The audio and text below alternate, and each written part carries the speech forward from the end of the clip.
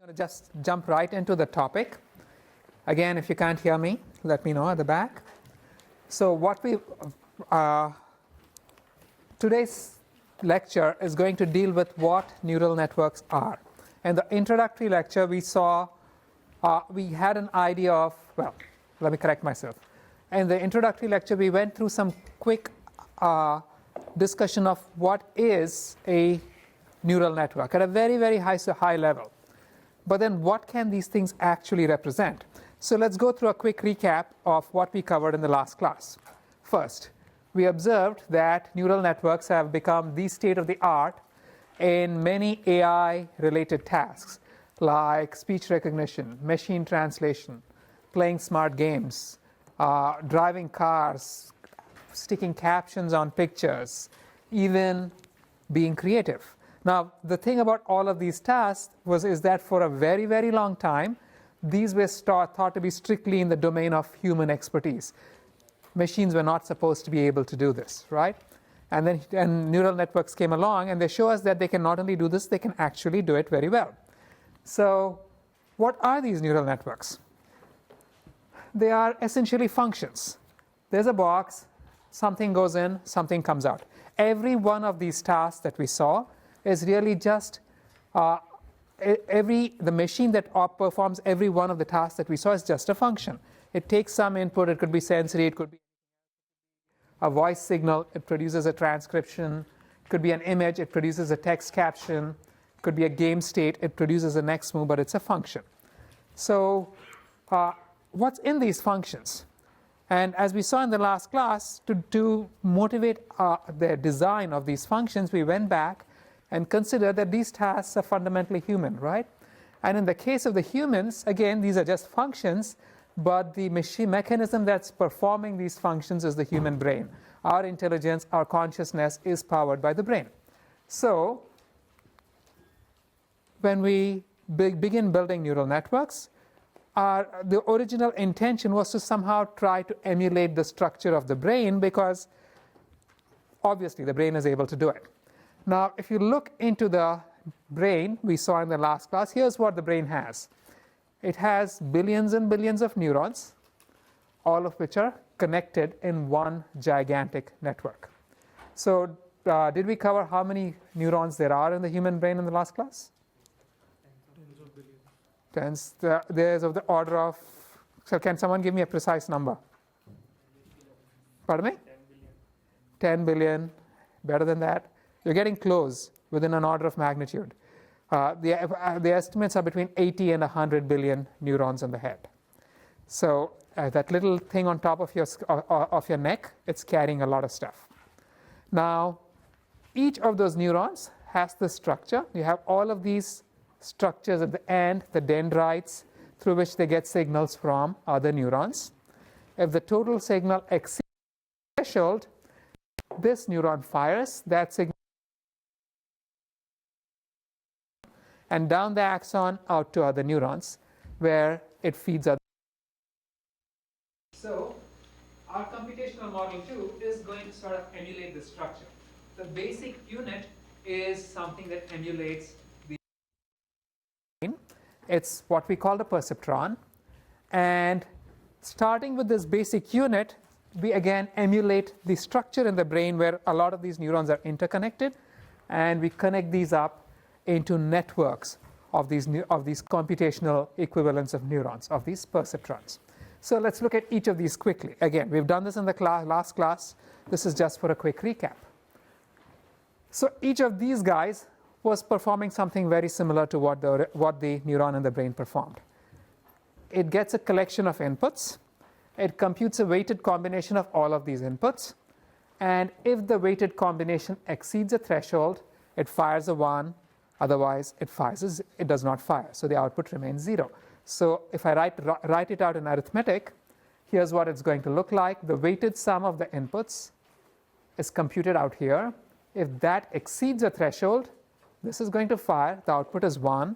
Otherwise, it's a 0. That's, again, very analogous to how the neurons in the brain were originally conceptualized as. These are actually what electrical engineers will call threshold gates. We'll get back to that. So I'm going to redraw this figure just slightly for mathematical convenience, but this is going to be important. Instead of saying that the weighted sum of the inputs must exceed a threshold, I can say that the weighted sum of the inputs minus the threshold must be greater than 0. It's exactly the same operation. So now I can define this variable z. Z is the affine combination of the inputs. So what's the difference between being affine and being linear? Anyone? Yes? A linear combination has 0, 0 as a solution generally, and an affine combination. Anybody? Yes? The hyperplane that represents this doesn't pass through the origin? So from this, that's correct. Both of you are right. From this perspective, if I got rid of this t, it's going to be a linear combination. If I have the t, it's affine. There's a formal mathematical definition of linearity. Anybody remember that? Yeah. Yes. Superposition, that's additivity. And so if I take a linear function, if I have f of x1 plus f of x2, that's going to be f of x1 plus x2 for linearity. That doesn't hold for affine functions. So this is not a linear function. This is an affine function. You must remember this, because if you think of this as linear in some situations, this is going to come back and bite. But anyway, we compute an affine combination of the inputs. If that exceeds a threshold, if that's greater than 0, the neuron fires. So it's the equivalent of saying that I have a function f which operates on this affine combination of inputs and produces an output. And that function f is the simple threshold function. When the input is greater than 0, it outputs a 1. If it's less than 0, it outputs a 0. But then once you think of it this way, you can make some other modifications. We can replace this strong threshold function with something that's softer, right? So instead of having something like this, I can make it like so, and it's only a minor modification. It's still performing effectively the same operation. But once you relax this condition and say I can put something that curves, I can begin introducing other kinds of functions in this box, like these guys. So this one is a sigmoid. The tan h is just a shifted sigmoid. You have these other guys. This one here is a hinge function, often called a rectified linear unit. You have the softer version, the blue curve, which is called the soft plus. But all of these are different functions that could operate upon the affine combination of inputs to produce the output. So now, for this lecture, I'm going to continue assuming threshold activations. This function here is what we will call an activation function. An activation function is what operates on the weighted combination of inputs to produce an output. We're going to continue to assume threshold activations. But then that was just the basic unit. The brain itself is a large connection of these guys. So we're going to try to emulate that. We're going to take lots and lots of these units, and we're going to connect them up into one gigantic network. Typically, these networks, for computational convenience, we like to make them layered, meaning you have one layer of units, and one layer connects to the next layer. So if I call this layer 1, and this is layer 2 and layer 3, layer 1 doesn't directly connect to layer 3, it connects to layer 2. So these are typically layered structures. You won't always follow the structure, but this is the simplest structure that you can think of for computational purposes. Now, when you speak of neural networks, these days everybody's talking of deep neural networks. So what does it mean for this network to be deep? Depth has it's not just hand waving. Depth has a very nice formal definition. And we say, and depth is defined in the context of graphs in general. So anytime you have a graph of this kind, if you have a directed graph with a source and a sink, then the length of the longest path from source to sink is the depth of the graph. So over here, what would the depth of this graph be? Don't look at the text, just look at the figure. Right? So that's 2, because the longest path is this one, goes from here to here and back down here, right? This guy, although there's a path which is just length 1 from source to sink, the longest path is 1, 2, 3. So the depth of this network is 3. So you get the notion of depth. And when we speak of a deep neural network, we are speaking of layered structures. But even if it isn't layered, we are saying that the depth of the network is at least 3. It's got to be greater than 2, then you call it a deep network. This is just a formal definition of what a deep network is. So that's not very deep. 3 is not really very deep, but still, as far as definitions are concerned, that's deep. So here, for example, this is exactly, the depth is exactly 3, right? Now, yes? Is the network acyclic?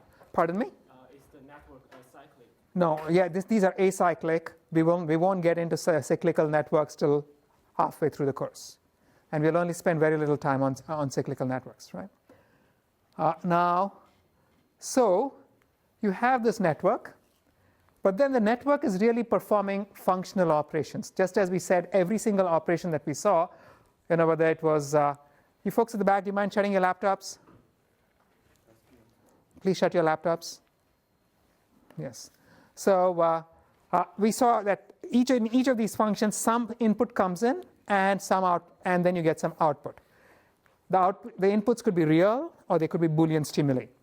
The outputs could be real or Boolean values. You can have multiple outputs from a single network. In fact, that was one of the novelties that Alex Bain introduced historically back in 1873, if you will remember from class 1. So given that it has this structure, and remember, each of these units is really very, very simple. So given that you're taking all of these really simple units and composing them, what kinds of functions can these networks actually compute? What input-output relationships can this network model?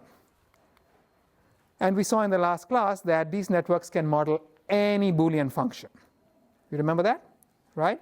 We also saw that it can model any one-dimensional real-valued output. Now, what are the limitations? When I say any, do I really mean any? Is there any restriction on the network structure itself? So that's what we're going to cover for the rest of today's class. We're going to look at now this network structure that we just saw. It's many layers of perceptrons connected to each other, so we're going to call it a multi-layer perceptron. We're going to look at them. We're going to show how these are universal Boolean functions. We'll see that these are universal classifiers and that these are universal approximators, and we'll look at some of the limitations. So let's look at the MLPs as Boolean functions first. How well do multi-layer perceptrons model Boolean functions? You saw this in the last class. A single perceptron can perform all 3 basic Boolean operations, right? So how many didn't see that? Anyone who missed that bit? So just to be clear, in this figure, these are the inputs. X and Y are the inputs. 1 and 1 are the weights. And 2 is the threshold that you're applying. So if X times 1 plus Y times 1 is greater than or equal to 2, the output is 1. And then you can see over here that in this case, the output is only going to be 1 if both X and Y are 1. If either of them is 0, then the total combined input is less than 2. This unit is not going to produce a 1. So this is an AND gate. This is just a simple perceptron that's performing the operation of an AND. Here the weight is minus 1. So now if X is 1, 1 times minus 1 is minus 1. So that doesn't exceed the threshold 0, so the output is going to stay 0. On the other hand, if X is 0, 0 times minus 1 is 0, which matches the threshold. The output is going to become 1. So this is going to negate the input. This one here is an OR. The threshold is 1. If either X or Y are 1, then the total weighted input into this circle is going to be 1. So that matches the threshold. The output is going to be 1. So clearly, this perceptron can model any simple binary Boolean gate. In fact, it's much more powerful than that. So here, for example, it's a universal AND gate. I can say, for instance, that I want this perceptron to fire only if x1 through xl are all 1 and if the remaining inputs are all 0. If any one of these inputs is flipped, I do not want it to fire. That's a fairly complicated function, right? But you can see how I do this. The threshold is L. Now if all of these are 1, the total input they're going to produce is L.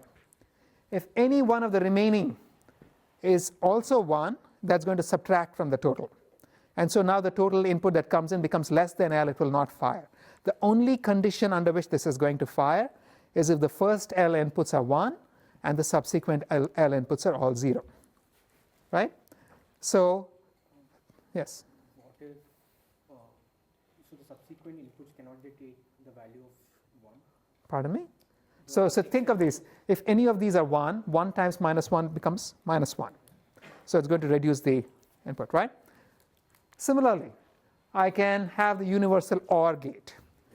I want this perceptron to fire if any of these if any of these guys are 1 or any of these guys are 0. Now you can see how that is done, right? Let's consider the condition under which this should not fire. The only condition under which this should not fire is if all of these first L guys are 0 and the subsequent n minus L guys are 1, right? That's the only condition under which it should not fire, if it's an OR. And under that condition, these are 0, so they produce no input. These are 1, so the total input is going to be L minus n. I want the threshold to be just more than that. So the threshold is L minus n plus 1. This guarantees that this will fire under the condition that we've stated if any of the first L components are 1 or the subsequent n minus L components are 0, right? So it's pretty powerful. Here's something even more magical that it can do. It's a majority gate. So I can say fire, oh shoot, these should have all been 1. I'll fix this on the slides. Hira, can you take a note? This, I have a mistake on the slides, right? So if assume that all of these weights are 1, then if I use a threshold of k, this is also wrong, right? Then if k of the inputs are 1, it's going to fire, correct? So this means that I can say fire if the majority of the inputs are on, or fire is some x% of the inputs are on. It's a very powerful function, and you can do it with 1 neuron, right? Still, we saw we can't do an XOR. And we'll see why you cannot do an XOR in a few minutes. But then, if you connect a bunch of these guys in a network, you can perform an XOR. And the way you would do it, this is X, this is Y. You have this one perceptron computing X or Y. This is computing not X or not Y. I AND the two. I'm going to get X, X or Y. So if I just take a bunch of these guys and connect them up in a network, I have 2 hidden neurons. We call them hidden because you're not going to see their outputs. The only output you're going to see is from the AND. So any intermediate outputs that you don't see are called hidden. And so those are hidden neurons. If you connect them up, you can perform the XOR. And so we saw that doing this, we can now begin building up more complex networks. You can get hideous functions like this guy, right? So MLPs can compute any Boolean function. They can emulate any individual gate. So these are what are called universal Boolean functions. We are calling them universal Boolean functions because I can, if you give me an MLP, if you give me a Boolean function, I can always build an MLP that will compute it. It's a universal Boolean function. But then, here's the question. How many layers does this guy have? Anyone? It's got 3 layers, right? So how many layers will you need for an arbitrary Boolean function? Any yes? Pardon me? 2? You need to reduce the Boolean function to its simplest form, and then how many ever terms you have, those many. Yeah, so both of you are right? So you can do this with just 1 hidden layer. Why is that? A Boolean function is just a truth table, correct? I can write the set of all combinations of inputs on the left-hand side and their corresponding outputs on the right-hand side. I don't need to list all 2 raised to n combinations. I only need to list the combinations for which the output must be 1. So this is my entire truth table. For the remaining combinations, the output is 0. But this guy, this truth table can be expressed using a disjunctive normal form.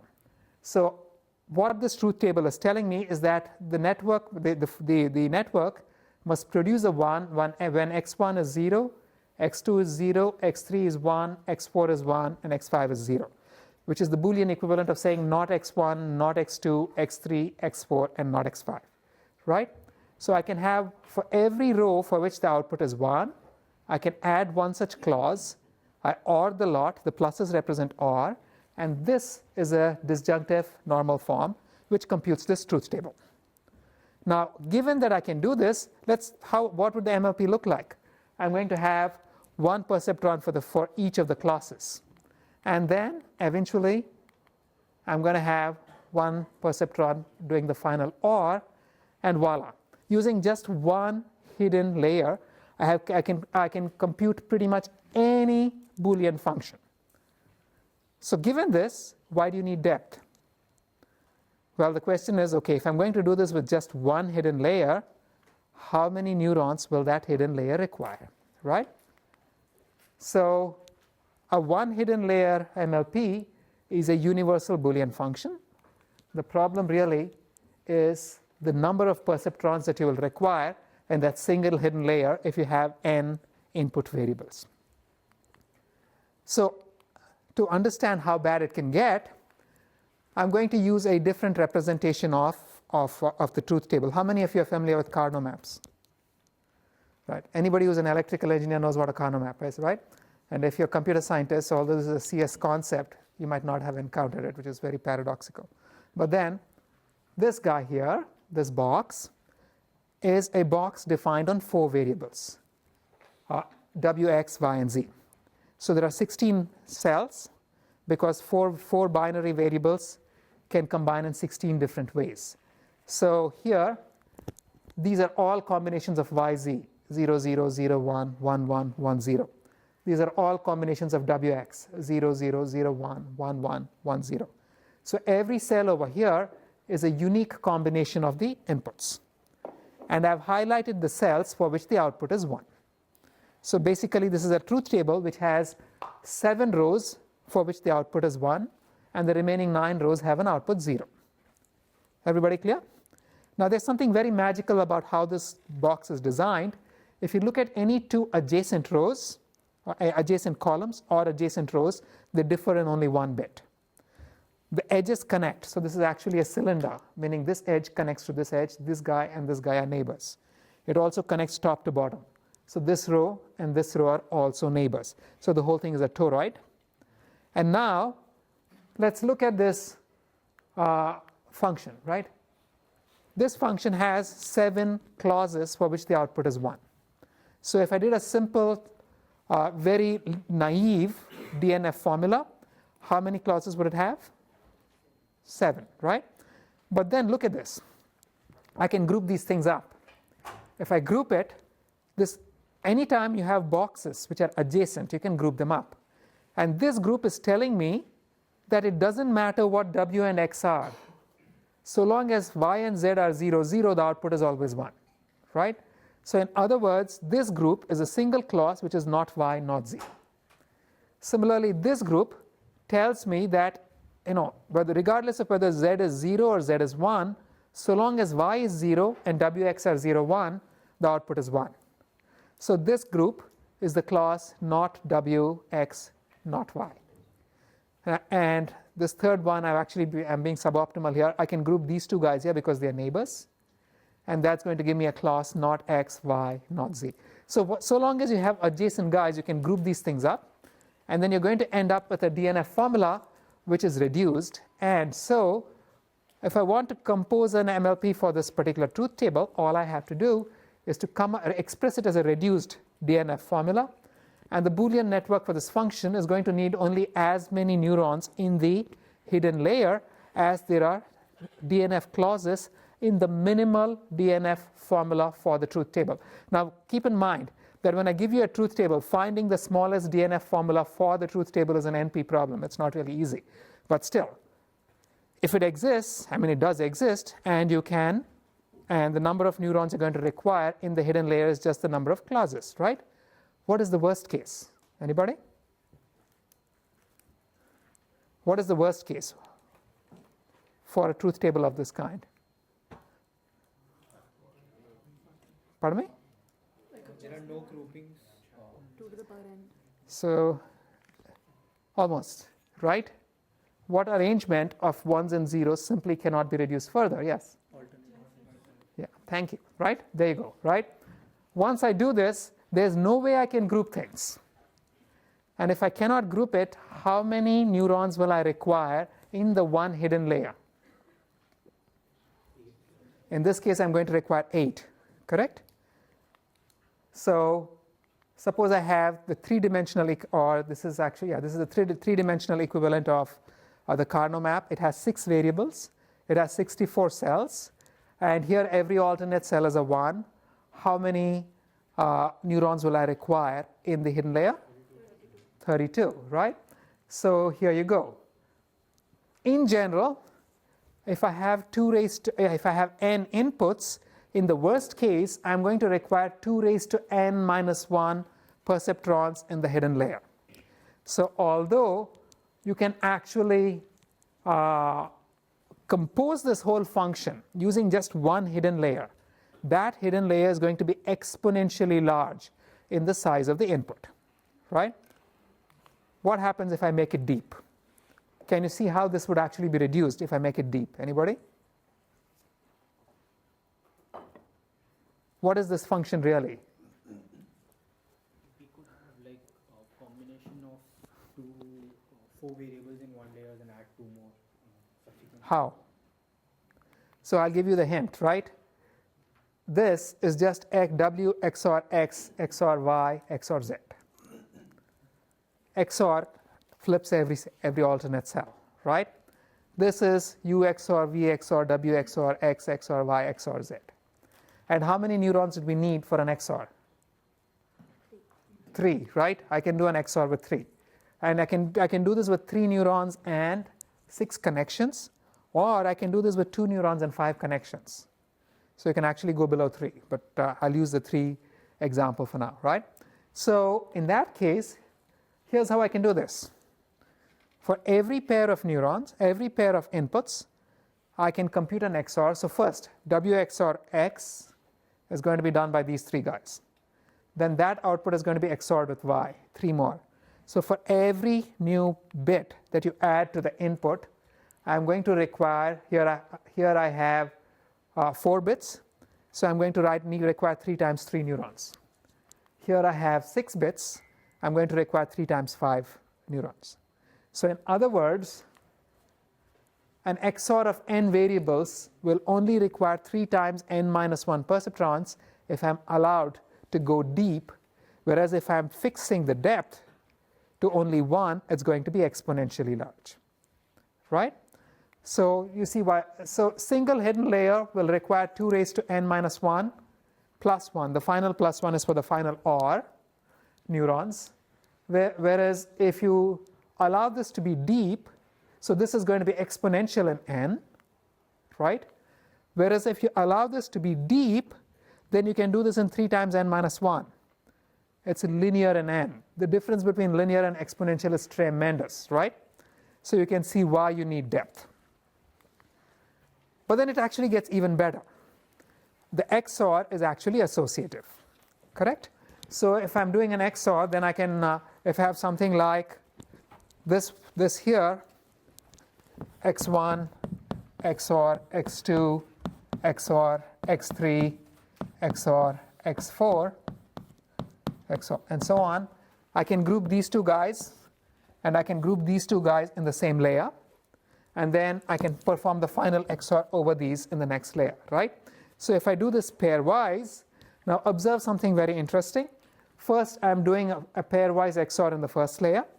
Then I'm doing a pairwise XOR in the next layer. Then I'm doing a pairwise XOR in the next layer, and so on. How many layers will I need for this network? The number of variables. It's just log n, 2 log n, because you have 2 layers for each XOR, correct? So you're going to require only 2 log 2 n. See, I very helpfully put this on the slide. And here's what is really interesting. Suppose I say you're only allowed to use 15 layers. I give an upper bound on the number of layers that you're actually allowed to use in your network. I give you an upper bound on the depth of the network, regardless of the number of inputs. What happens? In the best case, you can go up to the depth. Beyond the depth, you still have an XOR.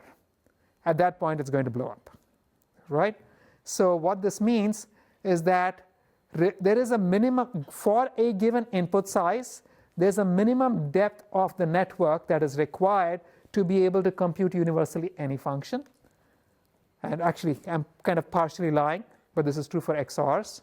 And reducing the number of layers below this minimum will result in an exponentially sized network to express the function fully.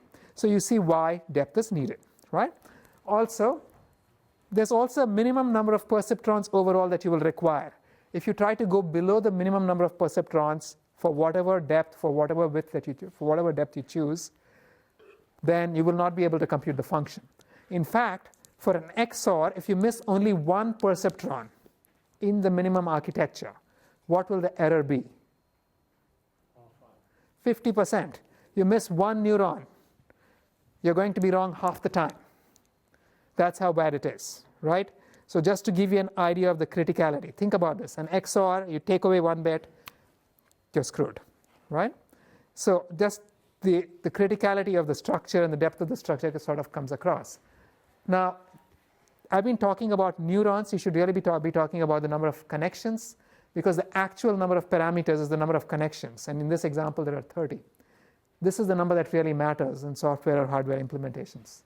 And networks that require an exponential number of neurons can require a super exponential number of connections, because you have an exponential times an exponential, right, in the worst case. So deep Boolean MLPs that scale linearly with the number of inputs can become exponentially large if recast using one layer, only one layer, or even a fixed number of layers. And it gets worse. Suppose I have a function which is very complicated, but if you break it down, it's a lot of funky computation, and then at the end you get a bunch of outputs which must be XORed. So at this point, if you limit the number of layers you can have beyond this, again the network is going to blow up, right? So just as a note, I've been talking about the XOR. The XOR is a very special function that people who work on these problems like to work with. It's a parity problem. You're computing the parity of your input sequence. And the real statement is that any Boolean circuit of depth d, a fixed depth d, using AND, OR, and NOT gates with an unbounded fan-in, which means any single gate can take any number of inputs, must have a size 2 raised to n raised to 1 over d, right? That is the theorem.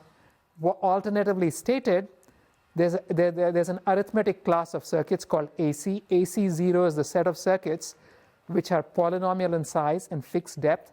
You cannot compute the parity problem universally with a fixed depth network. If you limit the number of neurons in your network and you limit the depth, then you cannot compute parity, which means that at least on the parity problem, there's a law for the majority of problems, you're going to be wrong 50% of the time, which means you might as well just save yourself the computation and flip a coin, right? Now, this sort of comes across very nicely in the XOR, but to be clear, I'm just using although it looks complex, I'm using a very trivial example. The real statement, this is Shannon's theorem, it's very nice. It says that for n greater than 2, there is a Boolean function of n variables that requires at least 2 raised to n over n gates, regardless of the depth. What this really means is that for any reasonably sized n, say 10 dimensions, 20 dimensions, 30 dimensions, the majority of the functions will require an exponential sized network, which means that if you took 20 variables and you threw all 20 all possible functions of these 20 variables into a pot and randomly pulled out one of these functions, that function is going to require an exponentially sized network. And in fact, he showed that if all Boolean functions over n inputs could be computed using a circuit that's polynomial in n, then p equals np. So everything, if someday someone just comes along and shows that p equals np, then I have to discard this lecture. Now, so here's a summary. An MLP is a universal Boolean function. It can represent a given function only if it's sufficiently wide, it's sufficiently deep. You can trade off depth for exponential growth of the size of the network. And the optimal depth and width depend on the number of variables and the complexity of the Boolean function, where by complexity I'm speaking of the minimum number of terms, or the number of terms in the minimal DNF formula for the function. So the story so far, we've shown that MLPs are universal Boolean machines. Even a network with a single hidden layer is a universal Boolean machine, but deeper networks may require far fewer neurons than shallower networks to express the same function. Questions, anybody? No? Okay. So moving on, here's another caveat. I've used a simple Boolean circuit analogy for explanation, but we are not really using Boolean gates. What we are really using are threshold gates, and threshold gates have a property that Boolean gates do not. Meaning you can compute, a single perceptron can compute the majority function. But if you want to compute a majority function using only ands, ors, and nots, that network is going to be exponentially large. So a perceptron really is much more powerful than a simple Boolean function, which is what fooled Frank Rosenblatt back in the 50s and 60s, because he saw that this perceptron could compute something that required an exponentially sized Boolean network, and he thought a single perceptron could compute any function at all. And that's what Minsky and Papert put to rest, right? So regardless of that, regardless of the fact that a threshold function is much more powerful than a simple Boolean function, for large n, for most Boolean functions, a threshold circuit that's polynomial in the size n at the optimal depth, if you just take away one layer, it can become exponentially large. This is the general, this is the lesson so far. Now, we've been talking about Boolean functions, Boolean inputs, Boolean outputs, because these are easy to analyze, but there's a whole class of formal analyses that actually looks at neural networks as arithmetic circuits. We won't get into that, but it's a nice segue into the next topic, which is how do these things function when you operate on real inputs? So we're going to look at MLPs, not as yes. I have a very stupid question. No such thing as a stupid question. So the threshold, can you go back to last slide? Yeah. So the threshold circuit is called TC, but the Boolean circuit is called AC. Why there is A instead of B? Arithmetic circuit. Okay. That's all. It's just terminology, right? AC threshold circuit class, TC0, AC0. They just have. There's a lot of study that has gone into these things, and if you look at circuit complexity theory or computational complexity theory, you run into these ideas. So A here means Arithmetic. arithmetic. Yes. Okay. Right. So, if anybody has their, can you shut your laptop at the back? Yes. Anyway, so if I'm wrong, correct me on Piazza afterwards. Again, I make plenty of mistakes. The one thing you shouldn't be ashamed of is correcting me. I should be ashamed of making mistakes. So feel free to point out any errata on the slides, any mistakes in anything I've said on Piazza after the class, right? Now, let's look at MLPs as universal classifiers. We've seen this. An MLP, when you consider an MLP as a function over real inputs, it takes a bunch of real valued inputs. It's going to produce, let's say, a Boolean 1-0 output, right? Now that's a classifier because it's going to say, does this input belong to a class or does it not belong to a class? So conceptually, you're really saying, does this input fall in this target region or does it not? Now the first thing we saw was that a single perceptron is a linear classifier. Why so? You're comparing the weighted combination of inputs to a threshold. If it's greater than the threshold, you're going to output a 1.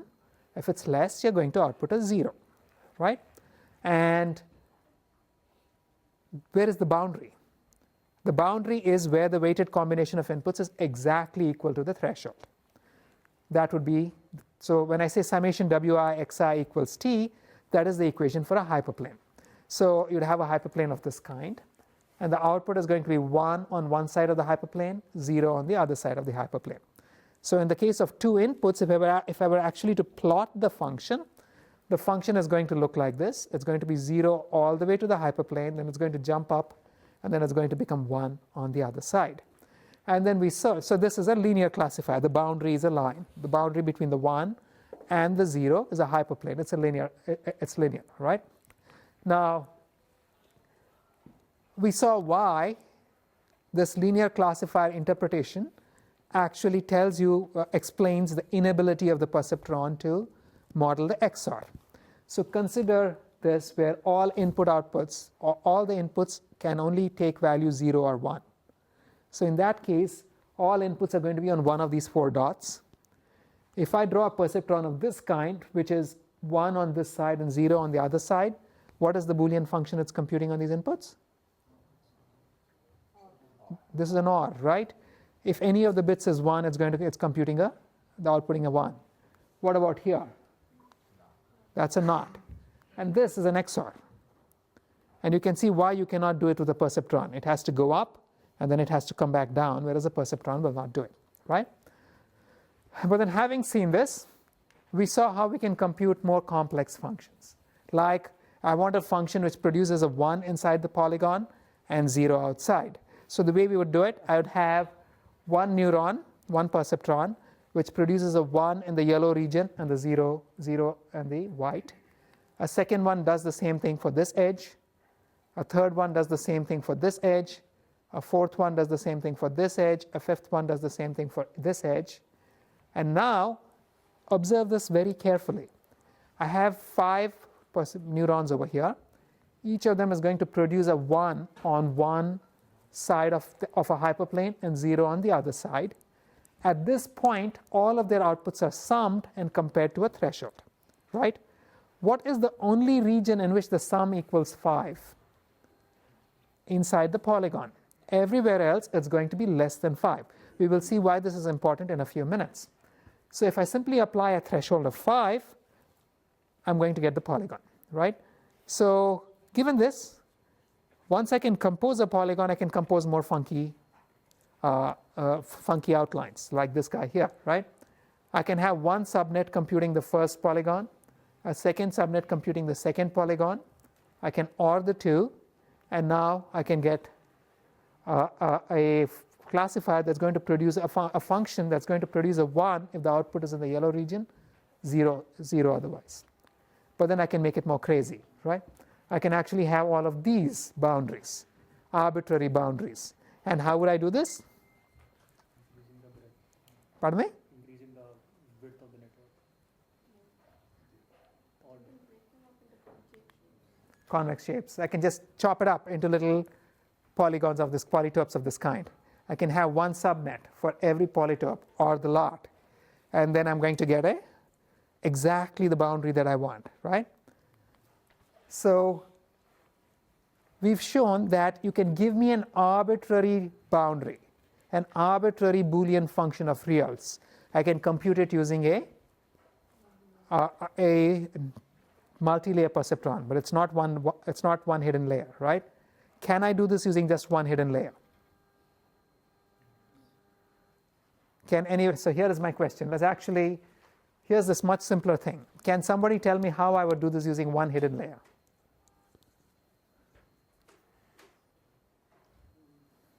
It's a trick question.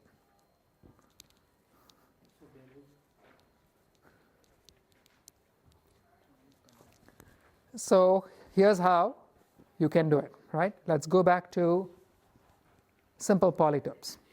Now look at this guy. I'm trying to compose a diamond. To compose the diamond, I'm going to have 4 perceptrons for the 4 sides and a final OR. But then the real thing I want you to look at is these numbers. The sum over here is 4 over here.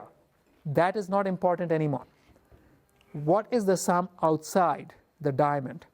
So see this, it's 3 in these bands and 2 elsewhere.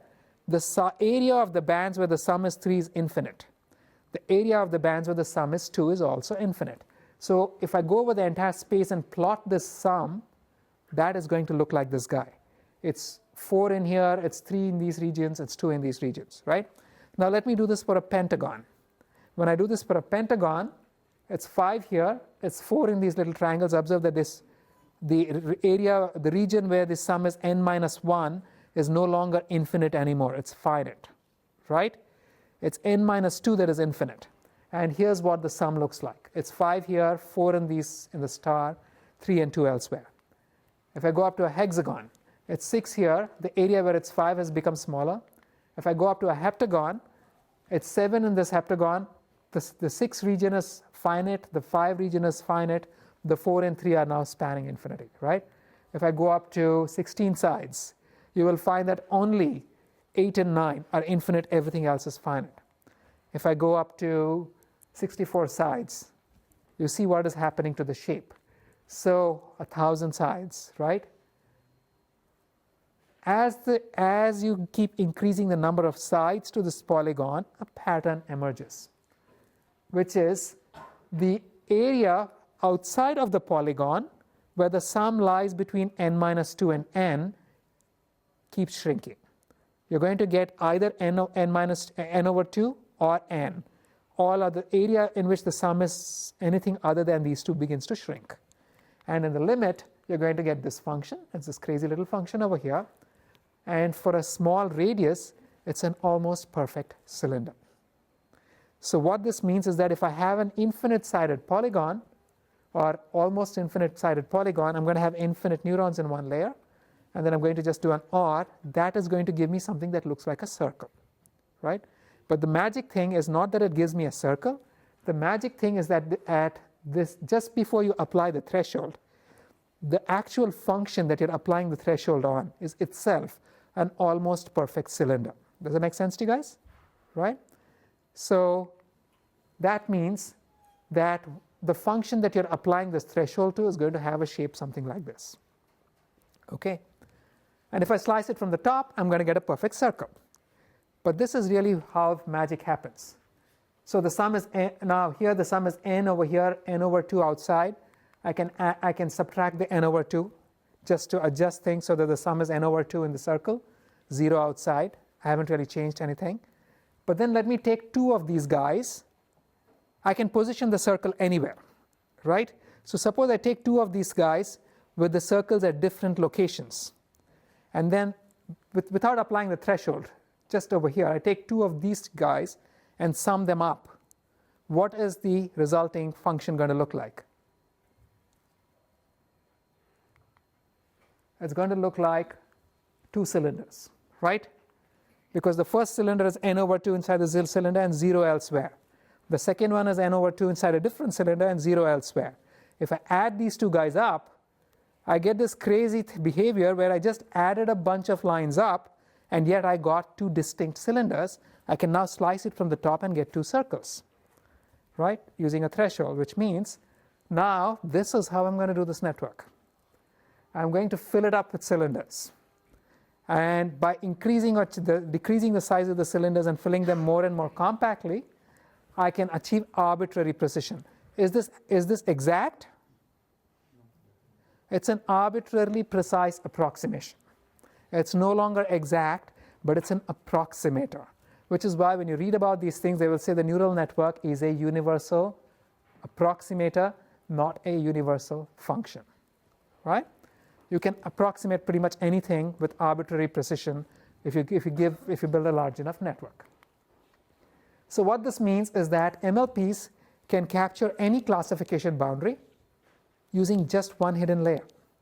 So MLPs are universal classifiers. More importantly, one hidden layer MLPs are also universal classifiers, except, again, you're back to this, right? If I want to do this little function with just one hidden layer, I need infinite neurons in the hidden layer, and it's still I'm only going to begin to approximate things. Whereas if I add just one more layer or 2 more layers, the number of neurons I required suddenly became something in single digits. So that's how depth actually matters, even for non-Boolean functions that are not working on Boolean inputs but are working on reals. So there's a formal, of course, if you want to look at the formal arithmetic, which I won't go into, there's a great deal of analysis on this. Valiant et al., Leslie Valiant et al. Actually show that a polynomial of degree n, if you want a function that computes a polynomial of degree n, then if your network has depth less than log squared of n, you cannot compute it. And Yashua Benju has a similar result. Now there's a lot of work, there's a lot of ongoing work on the trade-off of depth versus size in networks, but the basic concepts pretty much are what we just saw, okay? So, but then let's look at the worst case scenario. Let's look at a few examples, right? we're going to still use threshold activation networks. Here is a network. Here is a decision boundary that I would like on two-dimensional inputs. I want the output to be 1 in all the yellow regions. I want the output to be 0 in all the gray regions. If I do this with only one hidden layer, if I do this naively, as we just saw, I would need infinite neurons, right? Naively. Actually, it turns out this is a bit of a cheat problem where you can do this much more simply, but if I were naive, it would need infinite neurons. If I did this with two hidden layers, two hidden layers, here's what would happen, right? It turns out I can do this with only 56 neurons. How so? Observe that this entire pattern is composed of 16 lines. So I can have the first layer with 16 neurons. Subsequently, how many boxes, yellow boxes do I have? I have 40 yellow boxes. So for each of these yellow boxes, I need 1 neuron, right? Because I'm composing 40 individual polygons. And then I'm going to OR the lot. So I need 16 over here in the first row, 40 in the second row, and 157 total neurons. So going from 1 layer to 3, 2 layers to 3, shrank the size of the network tremendously, right? But still, can I do this better than 56? Anyone? It's an XOR, right? If I think of all of these lines as just producing Boolean outputs, the rest of the network is just an XOR over those lines. And now I can use an XOR network, and in this case the XOR network is going to need 61 neurons, but then let me give you a more complex version of this guy. This one would take infinite neurons if you did this naively using one hidden layer, but it has 64 basic linear features, and then the next layer has 544 boxes, so I'd require a total of 609 neurons. Yes? How do you find the first 16 basic feature in the layer 1? So I drew the figure, so I know, right? We're not speaking of learning these things yet. I'm speaking of the capacity of the network to model functions. Right? We won't get into learning until the next week. But then if I do this using XOR, it's 16 neurons, so if I do this with 12 hidden layers, I just need 253 neurons. So it went from 609 to 253, right? And the difference in size between the deeper optimal XOR network and the shallower network is going to increase with the complexity of the pattern. So the number of neurons, now what I didn't point out over here is here, when I used 2 layers, it was still, considering that there are 64 inputs, you'd have thought that I'd need if I use only one more layer, I'm going to need an exponential number of neurons, right? That really isn't the case over here. Why is that? Yes?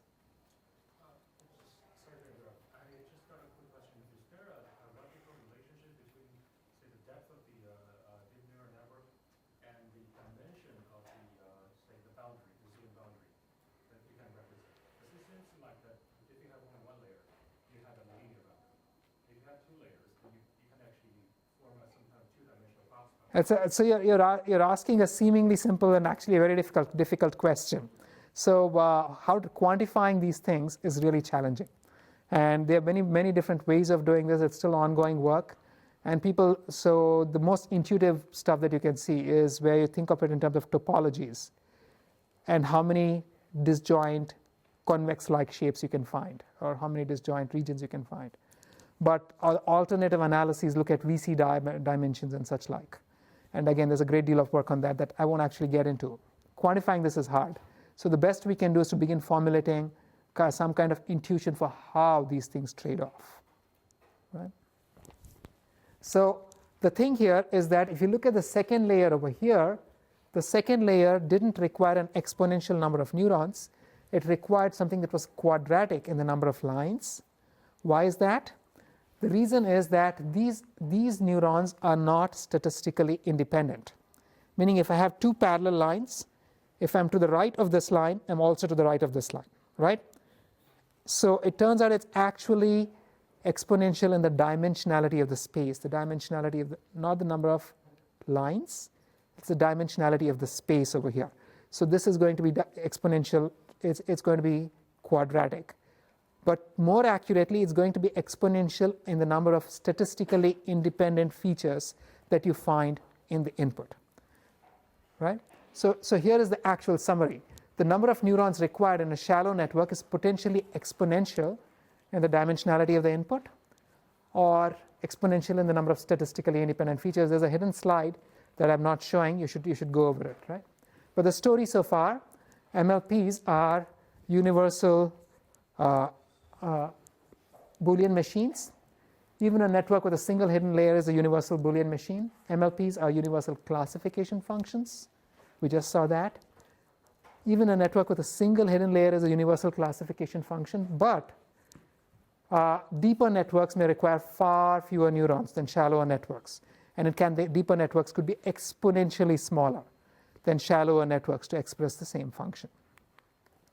So let's look at the final topic, MLPs as universal approximators. We saw this in the last class, right? If I'm looking at just a function, scalar function of scalar input, they can always compute, I can always get this pulse-like output by just using two thresholds, right? But once I can do that, I can plug a whole lot of those guys in and approximate any scalar function. But then how would I do this for a multidimensional function? For a multidimensional function, it's not that trivial. For a multidimensional function, it turns out, if I have a function of two variables instead of one, it already becomes very complex. And so the way you would do it is, first you remember that an MLP can compose a cylinder, right? So now I can fill the space with cylinders to different heights to approximate any shape. Again, now it's no longer exact, it's an approximator, but I can get arbitrarily precise approximation using a sufficiently large network. So the MLP is a universal approximator. Now, the one small thing, for this guy to work, right, what I was doing was just simply summing all of these outputs. There was no further activation. But in a real network, what you're going to have is that after you take this sum of all of these inputs, you would apply some activation on top of it, which could be linear, meaning just pass it through, or a sigmoid, or a threshold, or what have you. So different output neurons may have different activations. So here, what we are really stating is that the MLP is a universal approximator to any function from the domain of the inputs to the range of the output neurons. So the limitations are completely specified only by what inputs you use and what what the activation of the output neuron is. But regardless of that, eventually it's a perfectly decent universal approximator. Any questions? Okay. So the MLP is a universal approximator for the entire class of functions it represents, right? Now, let's look at some trade-off of optimal depth versus width in these cases. In the previous discussions, we saw that a single layer MLP is a universal function approximator. More generally, deeper networks will require far fewer neurons for the same approximation error and can be exponentially fewer, right? But what are the limitations? To see the limitations, let's go back and look at this very simple checkerboard, right? I'm still considering threshold activations at this point. So if I'm considering threshold activations, this network with 16 inputs here and 40 inputs here, for 16 neurons here and 40 neurons here, can perfectly well model this checkerboard, right? But then that means this network can represent this shape because it has sufficient capacity to model the network, model the function. What happens if the network doesn't have sufficient capacity? Not all architectures can represent every function.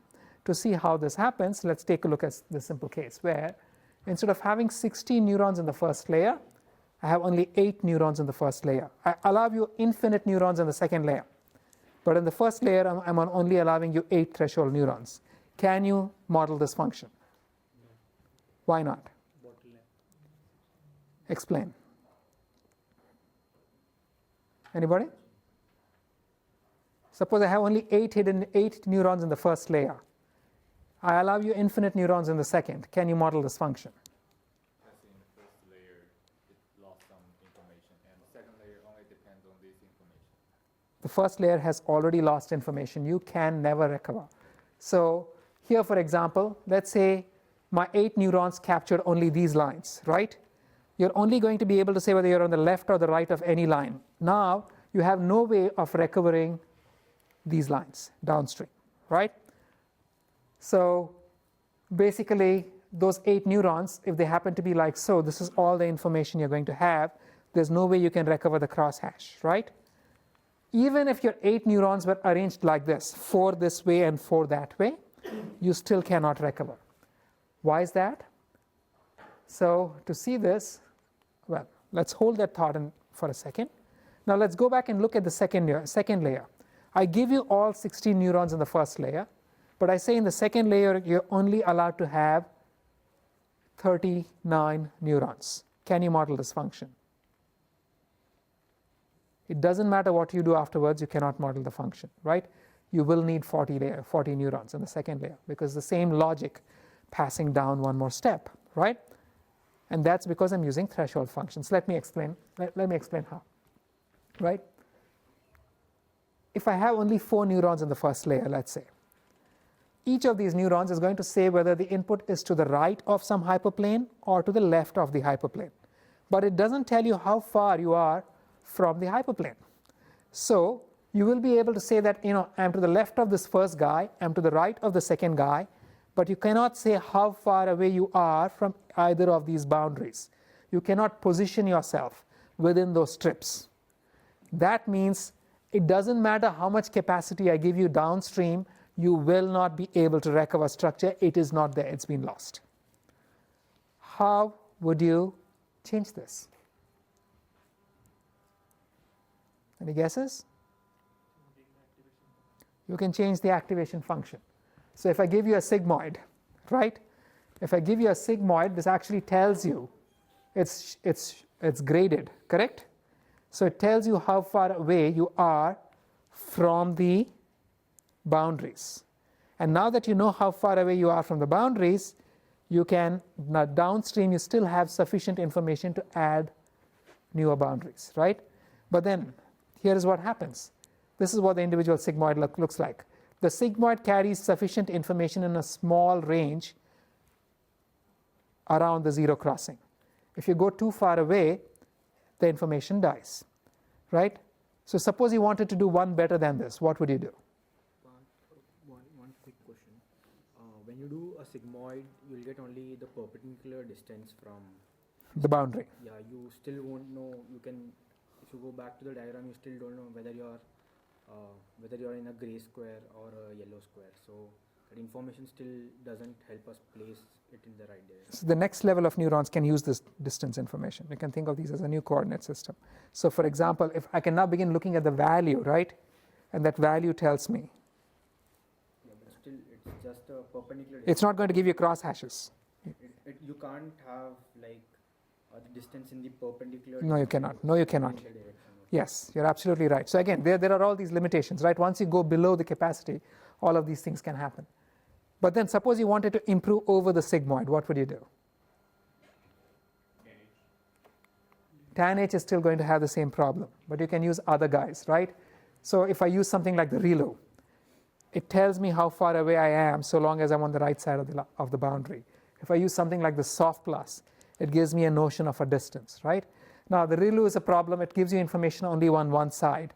You can use something of this kind. The key point is the perceptron must mark a linear boundary. You don't really care how it behaves on either side of the boundary so long as it's predictable, differentiable, and consistent. The key factor is the linear boundary. So although we've been explaining everything in terms of thresholds, that reason is historical because that's where we came from when we first began modeling neurons. But once you come to the realization that what you're really modeling is lines, and you're fitting lines over the entire space to model functions, then you get a lot more flexible, right? And now, so something of this kind, for example, that's called a leaky ReLU. It tells you information on both sides of the boundary. It also marks the boundary. And you can have other such functions. So narrow layers can still pass information to subsequent layers if the activation function is sufficiently graded. But if I have only 4 neurons in the first layer, I'm going to need a great many more neurons. I'm going to need more depth to make up for it in the rest of the network to be able to capture the structure, but still you may end up benefiting in the total number of neurons. Yes? In the previous example, so by definition of MLP, the case layer can only use the k minus 1 layers information. But how about when case layer can use from 0 to the k minus 1 layers? So the restriction that the information is passed in a strictly layered manner is very artificial. That's not required. The whole point is that so you have a valid point. If the input feeds to every neuron in the network, then these restrictions go away. But if the input feeds to a limited number of neurons, those neurons are the gate, right? Regardless of how you do it, so long as I can slice the graph, I have a gate. So I'm wondering, for example, when the input can be fed into every neuron. Then the restriction goes away. Yeah, and in that case, will the number of neurons be decayed or reduced? I haven't thought about it. Most likely, yes. Almost certainly. We should try to figure this out. Yes? May I know the difference between the like redo and just times 1? I mean, no activation. You don't get the linear boundary. May I know why redo can bring you? I don't see it intuitively. So the two are very different in the sense that the real point is the hinge. That hinge is going to be a line. So you have something happening at the line, at the hyperplane. Whereas if it's linear, there's no hyperplane, there's no single hyperplane that you're actually identifying using the activation. Right? So you say there's this hyperplane, there's one behavior on one side, another behavior on the other side. So you can identify the boundary between two behaviors. If it's just linear, that's gone. Yeah, so if this is how to say a multiplied version of redo, then I could at least recognize that there are 2 sides at least. Because the multiplier is different. So the whole point, all of those actually end up in engineering the network. The key point conceptually is the ability to apply a criterion to find a boundary where the behavior is different on both sides. Right. So anyway, so in closing, we are speaking of the capacity of a network. The capacity of a network has various definitions. You have information or storage capacity, how many patterns it can remember, VC dimension. From our perspective, it is the largest number of disconnected convex regions it can represent. A network with insufficient capacity cannot model a function that requires a greater minimum number of convex hulls to actually than the capacity of the network itself. Right? So it can approximate it with error, but it can't model it perfectly, even if that function is perfectly modelable by a network. Now, in terms of the capacity of the network, there's again a great deal of work on trying to quantify it, mostly in terms of VC dimension. So many different results. Koran and Sontag had the first paper in '98, where they said that for units with piecewise linear activation, like ReLUs, the VC dimension of a network is proportional to the square of the number of weights in the network. Harvey et al. Had a more recent paper where the function is some W. It's complicated. The really nice paper that if you want to really read something that's understandable and still nice and intuitive and fun, I recommend that you read Friedland and Krell's paper on the capacity scaling law for ANNs. And they explain how the whole thing can be thought of in information theoretic terms and have some very nice examples to explain the capacity of a network. Anyway, I'll stop here. Here's what we saw. MLPs are Boolean functions. They're universal classifiers. They're universal function approximators. A single layer MLP can approximate pretty much anything to arbitrary precision, but could be exponentially large. Deeper MLPs can achieve the same or even greater precision using much far newer neurons, which means the deeper networks are more expressive for any fixed number of parameters, a deeper network can model a larger class of functions with precision than a less shallower network can. So, and then in the coming classes, we will look at how to train these networks. I'll stop here. Any questions?